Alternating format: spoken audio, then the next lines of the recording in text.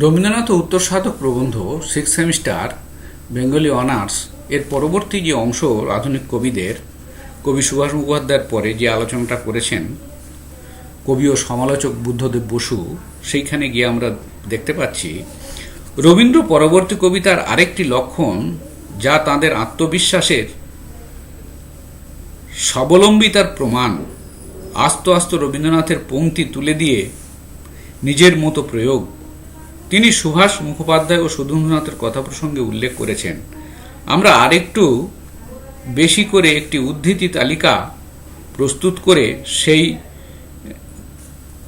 নিষ্কুণ্ঠতা, জোরালো সাহস প্রমাণ করতে পারি যে আধুনিক কবিরা অনায়াসে রবীন্দ্রনাথের কাব্যের পংক্তি তাদের কবিতায় গ্রহণ করেছেন এবং সেখানে তাদের কোনো কুণ্ঠা ছিল না। তারা অত্যন্ত সাহসিকতার সঙ্গে সেই কাজটা করেছেন, রবীন্দ্রনাথকে আত্মস্থ করেছেন তারা। আমরা বলতে পারি, তুমি ছাড়া আর কারো এ উদাত্ত হাহাকার, তুমি ছাড়া আর কার এ উদাত্ত হাহাকার, হেথা নয় অন্য কোথা অন্য কোনোখানে। অচিন্ত কুমার সেনগুপ্ত বলাকা কাব্যগ্রন্থে আমরা এই পংক্তিটা পাই।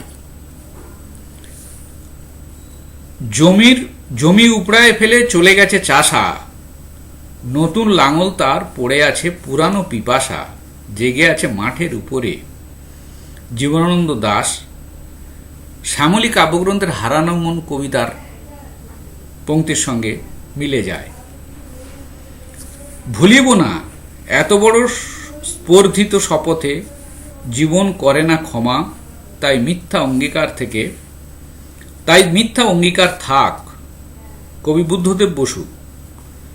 এর সঙ্গে আমরা তুলনা করতে পারি পূরবী কাব্যগ্রন্থের কৃতজ্ঞতা কবিতা।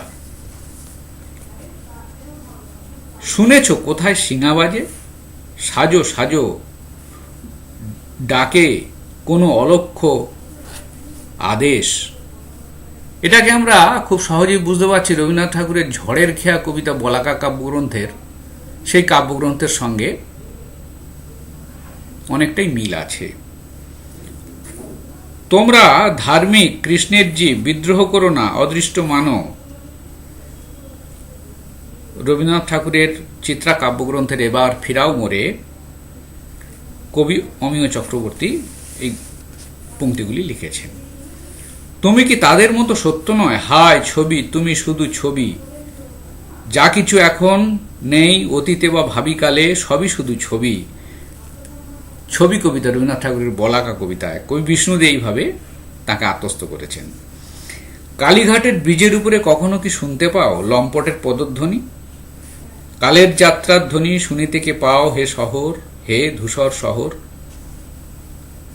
রবীন্দ্রনাথ ঠাকুরের মহুয়া কাব্যগ্রন্থের বিদায় কবিতা সঙ্গে সমর সেন তাকে গ্রহণ করেছেন আন্তরিকভাবে এবং এই পংক্তিগুলো তিনি লিখেছেন। ঝলমল জল গলিত অম্বর স্থল, অনুগত দিকবধূর আঁকি ছল ছল কষ্ট কল্পনায়। স্মিত বিদেশিনীর অভয়ে এবং সোনার তরী তাদের ডাকেনি জানার অভিসারে। নিরুদ্দেশ যাত্রা রবীন্দ্রনাথ ঠাকুরের সোনার তরী কাব্যগ্রন্থের, এবং এই পংক্তিগুলো লিখলেন সুধীন্দ্রনাথ দত্ত।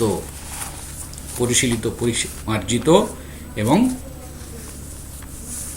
তার যে অসাধারণ কবিত্ব শক্তি ছিল সেই শক্তিকে তিনি প্রকাশ করলেন। কলসি কাঁখে চলেছে মৃদু চালে, গলির মোড়ে বেলা যে পড়ে এলো। কবি সুভাষ মুখোপাধ্যায় লিখলেন রবীন্দ্রনাথ ঠাকুরের মানসী কাব্যের বধূ কবিতার সঙ্গে এর আমরা মিল খুঁজে পাই। নদীর ওপারে রাস্তার আলোগুলো অন্ধকারের গলায় সদ্য মালা পরিয়ে দিয়েছে। এর সঙ্গে তুলনা করা যেতে পারে আলো যবে ভালোবেসে মালাদের আধারের গলে, সৃষ্টি তারে বলে স্ফুলিঙ্গ।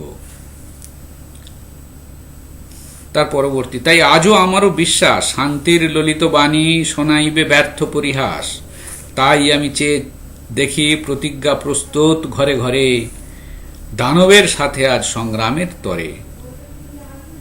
প্রান্তিক কাব্যগ্রন্থের কবিতা সুকান্ত ভট্টাচার্য লিখলেন এই পংক্তিগুলো। এইভাবে আমরা বিভিন্ন কবির কাব্য যদি উল্লেখ করি তাহলে আমরা অনায়াসেই দেখতে পাব যে আধুনিক কবিরা তারা কিভাবে রবীন্দ্রনাথ ঠাকুরকে আত্মস্থ করে নিজেদের মতো করে তাদের কাব্য প্রতিভাকে প্রকাশ করেছেন একেবারে নতুনতর পথে। এইভাবে আমরা তাদের কাব্য রচনার যে শক্তি, সেই শক্তিকে আমরা অনায়াসে হৃদয়ঙ্গম করতে পারি বা আমরা বুঝতে পারি।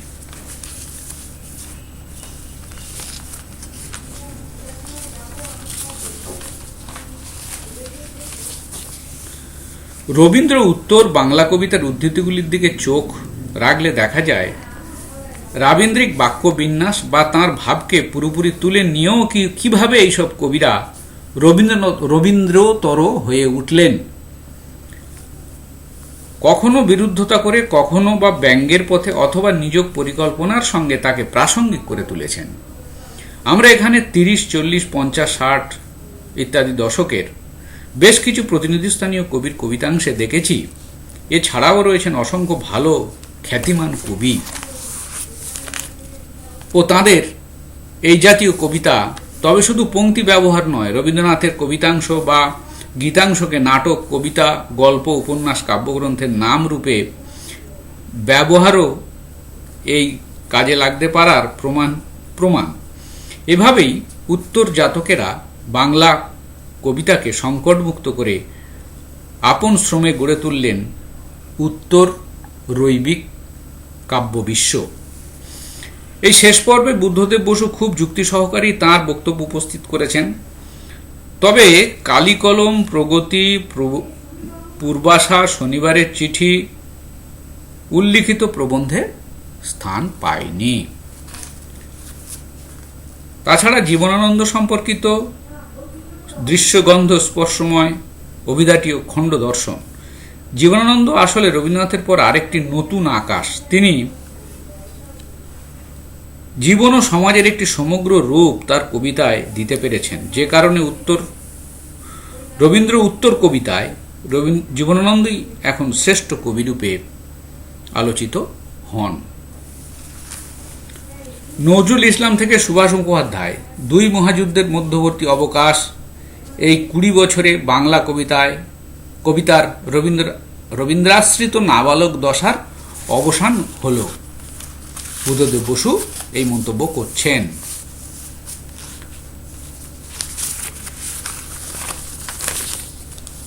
রবীন্দ্রনাথকে আত্মস্থ করে যে নতুন কবি সমাজ এগিয়ে এলেন তাদের নিয়েও আরেকটা সমস্যা দেখা দিল। সমস্যাটা হলো এদের মধ্যে যারা প্রতিভাবান বেশি তাদের অনুসরণ চলতে থাকলো পুনরায়। জীবনানন্দ, বিষ্ণুদেব, অমিয় চক্রবর্তী বা সুধীন্দ্রনাথের আবর্ত নবাগতদের প্রভাবিত করতে লাগলো।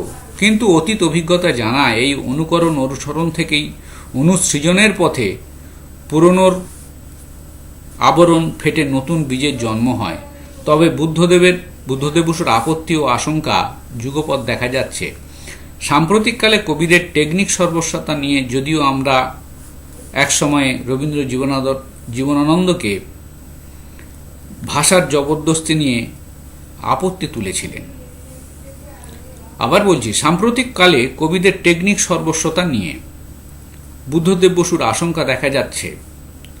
যদিও আমরা জানি একসময় রবীন্দ্রনাথ জীবনানন্দকে ভাষার জবরদস্তি নিয়ে আপত্তি তুলেছিলেন, আসলে চিরকালই নতুন ও পুরাতনের দ্বন্দ্ব সাহিত্যের ইতিহাসে একটা কৌতুকের মতো। কিন্তু তার নির্দেশিত সমস্যাটি হেলাফেলার নয়, কারণ কবিতা লেখা হয় সর্বাঞ্জনের চাতুরি দেখাতে নয়, কিন্তু বলবারই জন্য। আর সেই বক্তব্য যেখানে যত বড়, যত স্বচ্ছন্দতার প্রকাশ, প্রকরণগত কৃতিত্ব সেখানে তত বেশি পাওয়া যায়। অর্থাৎ কবির যে ভাবনা, সেই ভাবনা যেমন মানব জীবন সম্পর্কে, সমাজ সম্পর্কে সমকালীন রাজনীতি সম্পর্কে যেমন সমৃদ্ধ হওয়া দরকার, তেমনি তার প্রকাশটাও সমৃদ্ধ হওয়া দরকার। অর্থাৎ ফর্ম এবং কন্টেন্ট দুটো বিষয়ই সমৃদ্ধ হতে হবে। প্রকাশ রীতিতে যদি কোনো নিজস্বতা না থাকে, যদি শুধুই অনুকরণ সর্বস্বতা হয়, তাহলে কবিতা হিসেবে সেটা খুব বেশি উচ্চ মানের হয়ে উঠবে না। তাই জীবনানন্দ পরবর্তী বুদ্ধদেব বা যে সমস্ত আধুনিক কবির কবিতা আমরা নিতান্ত সাধারণভাবে অত্যন্ত সংক্ষিপ্তভাবে আলোচনা করলাম, শুধুই যদি পরবর্তীকালের কবিরা তাদের এই প্রকাশ রীতিকে অনুকরণ করতে থাকে, তাহলে সেটা শ্রেষ্ঠ সৃষ্টি হিসেবে বিবেচিত হবে না। প্রকাশ রীতিতেও তাদের নতুনত্ব আনতে হবে।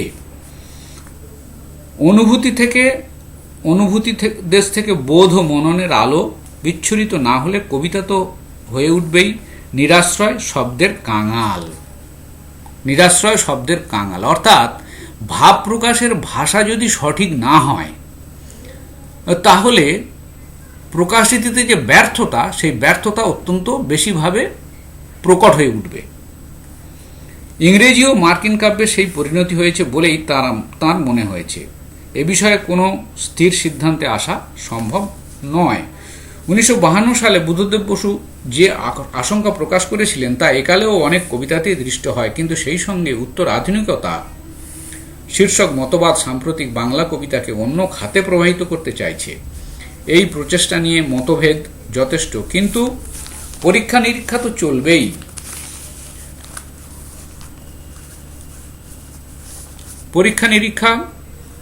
তো চলবেই। শেষ পর্যন্ত স্থায়ী হবে এই কবিতাই, যা মানুষকে আশ্রয় দিতে পারে, তার অনুভূতির দোসর হতে পারে। প্রকরণ ভাবনায় তা যতই বিচিত্র হোক না কেন, ধ্রুবপদ বাঁধা রয়েছে রবীন্দ্রনাথকে এখানে স্বীকার করে নেওয়া হলো। বাংলা সাহিত্যের আদিগন্ত ব্যাপ্ত এই বিশ্বকবিকে ভক্তিপূর্ণ প্রণাম নয়, বরং তার ঋণ স্বতঃসিদ্ধ ভাবে মেনে নিয়ে স্বচ্ছন্দ অগ্রসরণ ঘটবে বাংলা কবিতার। যে রবীন্দ্রনাথকে কোনো মতেই অস্বীকার করা যাবে না, তার প্রভাবকে মেনে নিয়েই অন্যান্য পরবর্তীকালের কবিদেরকে পথ চলতে হবে। জীবন সায়ান্নেও তাই বুদ্ধদেব বসু অগ্রজের প্রতি অটল বিশ্বাসে স্থিত হন। রবীন্দ্রনাথ সেই লেখক যার দোষ আমরা যে কেউ কোনোদিন ধরতে পারি, আর যাকে না হলে আমাদের কারোরই এক মুহূর্ত চলে না। আর এখানেই তার শ্রেষ্ঠ জয়, এখানেই তার চরম জয় যে তিনি অপরিহার্য। এমতো গৃহদেবতাকেই ভালোবেসে বলা চলে, রবীন্দ্র ব্যবসা নয় উত্তরাধিকার ভেঙে ভেঙে চিরস্থায়ী জটা জালে জাহ্নবীকে বাঁধি না, বরং আমার প্রাণের গঙ্গা খোলা রাখি, সাগরে যে গঙ্গা আনি সে তোমারই আনন্দ ভৈরবী।